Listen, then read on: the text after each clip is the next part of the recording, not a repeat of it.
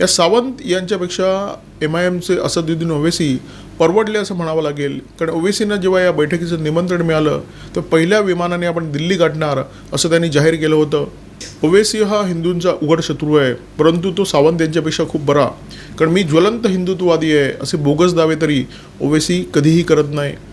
अरविंद सावंत आणि त्यांच्या तोंडाळ नेत्यांना लाज वाटली पाहिजे असं मी अजिबात म्हणणार नाही. कारण यांनी लाज कधीच सोडलेली आहे आणि महाराष्ट्राची जनता यांचा निलाजरीपणा गेला बराच काळ पाहते. पक्षप्रमुख उद्धव ठाकरे यांच्याबद्दल काय बोलावं. देश एका संकटाचा सामना करत असताना उद्धव ठाकरे लंडनमध्ये सुट्ट्यांचा आनंद घेत आहेत.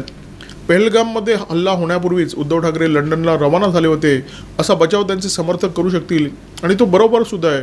देशामध्ये 27 निरपराध हिंदूंचा बळी गेला आहे, म्हणून उद्धव ठाकरे यांनी लंडनमधून परत येण्याचं काहीच कारण नाही आहे.